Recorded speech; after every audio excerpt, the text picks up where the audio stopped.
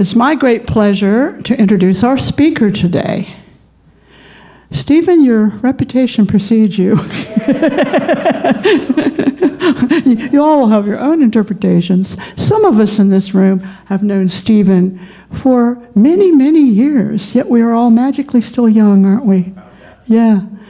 And some of us have known him since the 80s, 70s. And he has blessed anywhere he's ever lived, in my opinion. He's been all over Europe, living there, and in Iowa, and here, and back and forth here. And he is an extraordinary astrologer and thinker, an instigator of good things. And he's a licensed hypnotherapist as well. That he can help you with quite a few things that sometimes hypnotherapy helps, including past life regressions. And he also is very adept with other tools such as tarot, inner light consciousness. So many wonderful things are in his toolbox. And he's always surprising us. And he brings wit with his wisdom, and there's always truth and jest. I always like to think of Stephen as a famous court jester who kept everybody calm down. Let's don't go to war. Let's laugh, you know. So I appreciate him, and I'm sure we all do. Let's open up our hearts and our minds to hear his message today. Yay, Stephen. Well, thank you for that. And isn't the music great? Yeah, the piano and the chorus and the original songs, lots of talent here. It's one of the big things that's always drawn me here since the early 80s. Yes, it has been a while. Sometimes we just get caught in the moment.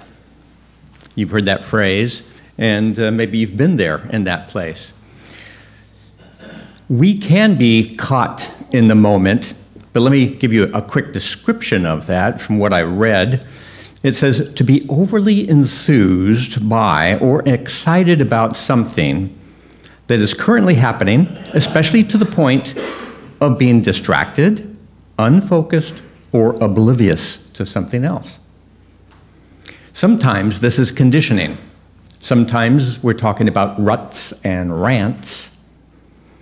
Let's explore this theme and figure out ways to expand into our greatness. This dichotomy has been noted and expressed in many different ways, like the little self, the mini-me, the ego, the temporal. Then we have our greater self, the overview, the spirit, the life, the connection with something greater, the reminder that we indeed have come from a greater place, a greater perspective. These two things are kind of always with us. We go back and forth between them. And they are not always on the same page. Life, especially the human or the economical or our daily life, oftentimes pulls us into the immediate self. And we can get lost there. We forget the big picture. One can't see the forest for the trees. We come here to church, to the fellowship, to remember, to recall. And this reminds me of the root word of religion itself, legare, again to connect, ligare as in the ligaments, to reconnect, to remember, to get back to remembering who we are and we're part of something greater.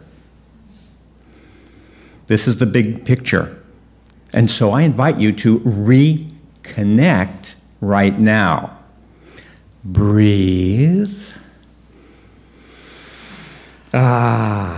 And feel, open yourself, opening that door to the greater view, the essence, your higher being. Yes, know that you, right here, right now, are part of the greater spirit, love, light, and wisdom. Do you feel more expansive just by a quick reminder of that? The spirit, the spark, is always there, so close.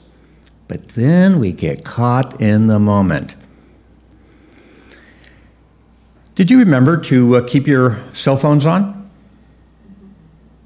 Thank you. It's an unusual request, but perhaps it can be a link, a reminder that when we hear a ping or a ring during this talk, we can program it to be a reminder of, a message, a reminder, a spark, yay. It might happen. We'll see. Another very easy way to connect is to get out in nature. Nature, imagine, the trees, the woods, the trails, beautiful. So many reminders out there. The greater views, the smells of the trees, the flowers, especially now as we're coming into spring. Natural beauty. And then remember, we're talking about the greater self, enthused with everything, and who's riding along? Who's with us? Me. And so there you are. You're out in the woods. You're walking around, and you say, look, I think that's a woodpecker. Woodpecker. I think it's an acorn woodpecker. I believe I read that there was 180 different species of woodpecker. Why do I think of woody woodpecker? Maybe there's 181 species. Well, that's where the mind can go, huh? Lost in thought and out of the woods. Has anyone experienced that? Yes. You were there and you took off. Lost in thought. But could that be good? Might that also be good to get lost in thought? It depends on where we go. Being transported, for instance, into our inner consciousness could appear from the outside as lost. A bit of a space case. But inward, you're really attuned to something peaceful, expansive, contemplative. And I believe that's a good thing. That's a good lost. But then we have that other fellow out there in the woods.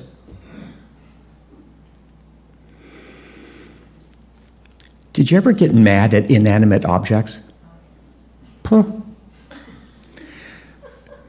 It often happens when our little toe bangs into like the leg of the table.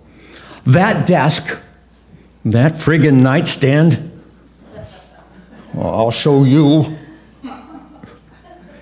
But then our rational selves, our higher selves would say, calm down, calm down. It's an inanimate object.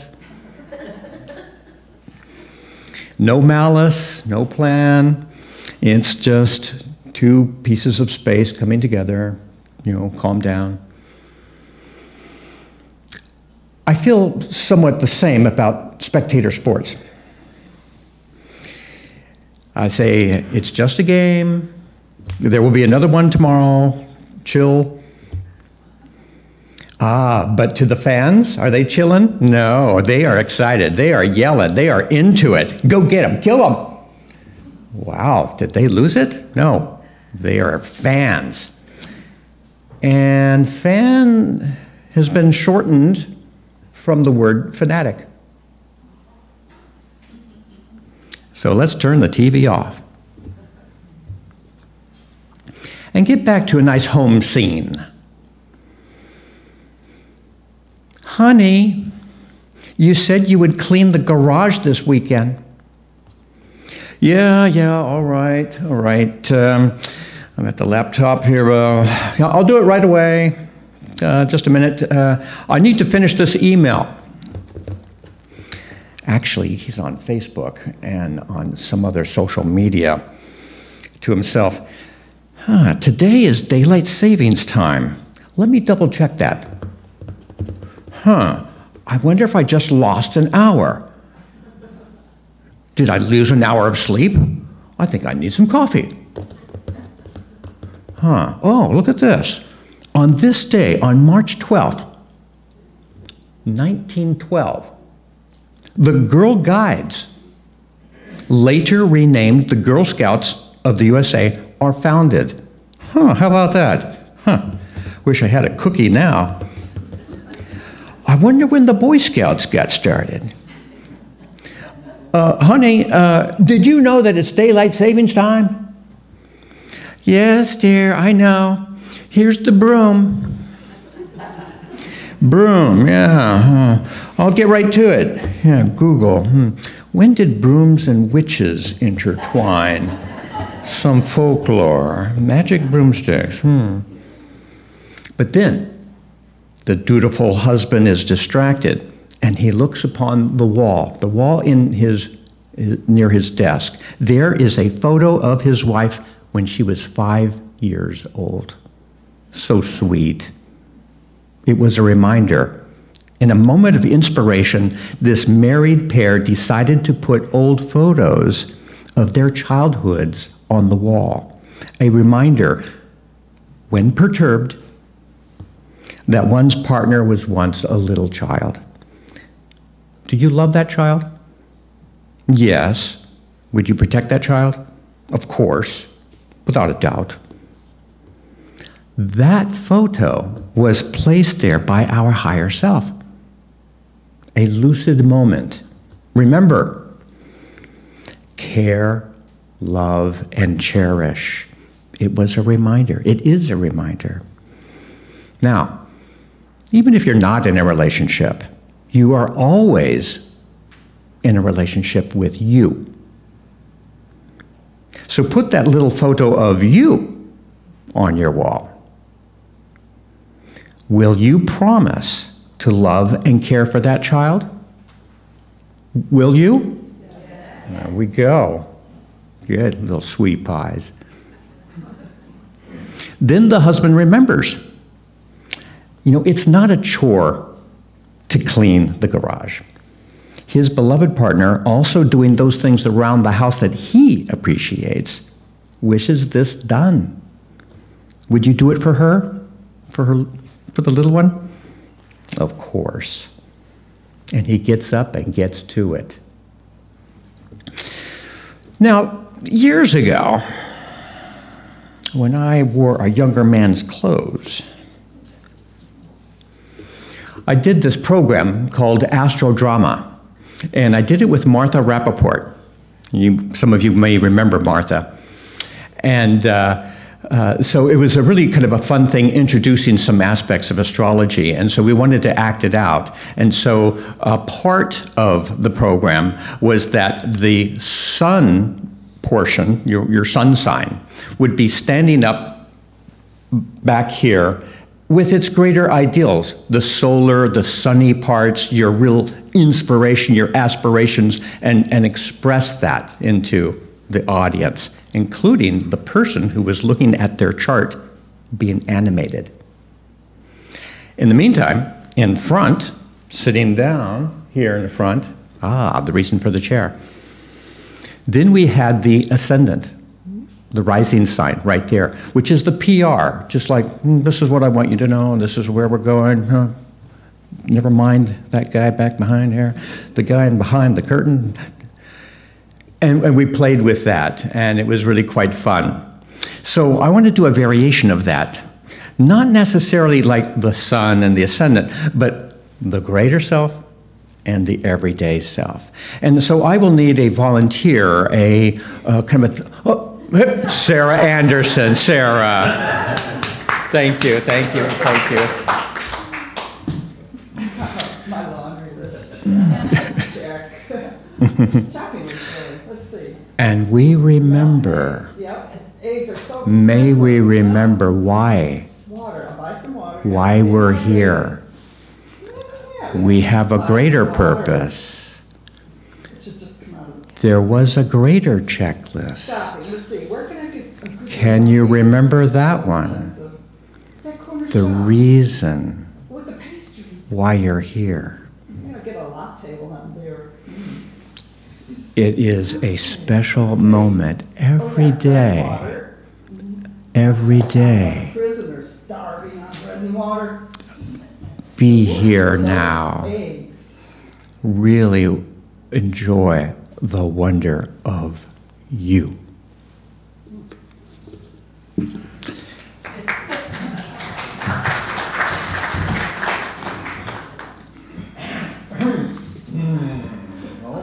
To dream the impossible dream, to fight the unbeatable foe, to bear with unbearable sorrow, to run where the brave dare not go, to right the unrightable wrong, to love pure and chaste from afar, to try when your arms are too weary, to reach that unreachable star.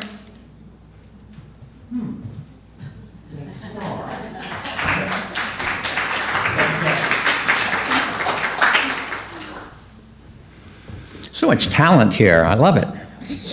We spontaneously just put this thing here together.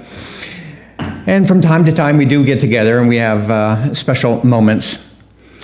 And then it opens up the impossible dream. What a great reminder that is. On this date, March 12th, 1930, Mahatma Gandhi begins the Salt March, a 200-mile march to the sea to protest the British monopoly on salt in India. It was a simple act. Harvest the salt left upon the earth by greater forces, not British, over a long time and not connected to the authority of the British. A peaceful and symbolic protest, a statement of autonomy. A little thing can have a great message, a purpose. And a reminder, do even little things with purpose, with intent. And this is how we perhaps can get a marriage going here, a cooperative association. Infuse the moment, the task at hand, with a greater purpose. Caring for others, going out of one's way, a selfless act, giving. We have examples of that in this room. A church, like any volunteer organization, is run by caring individuals, volunteers, and I thank you all now. If any of you, have volunteered your time and your money to this place, the fellowship, please stand. You who have given to this church, stand up. And then look around. Look around. Here are the givers. Bless their caring impulses. And thank you. A round of applause for the givers. Thank you. Acknowledgments. And your higher selves probably led you to volunteer, to do it, that spark, to serve, to care. And it reminds me that on this date, March 12th, 1933, during the Great Depression, Franklin D. Roosevelt addresses the nation for the first time as President of the United States. This is the first of his fireside chats. Now there's an idea. Friends, give yourselves a good talking to. Gather your thoughts, your ideals. These are inspired by your greater selves. We all need reminders. We can forget why we're here, why we're doing certain jobs or pursuing a passion like music or art or cleaning the garage. We want to share. We want to make a difference in this world. So create from time to time your own little fireside chat. And what do you have to say for yourself? We can turn that little phrase, that question around, and listen to that with new ears. What would you like to say to you What words of encouragement or greater purpose do you wish to remind yourself? Keep your home fires burning. Honor the child within you. Is your young picture on the wall? Appreciate those who are showing their love through service. And give that little you a pat on the head and expand into your greatness. Now get out there and do it. Thank you.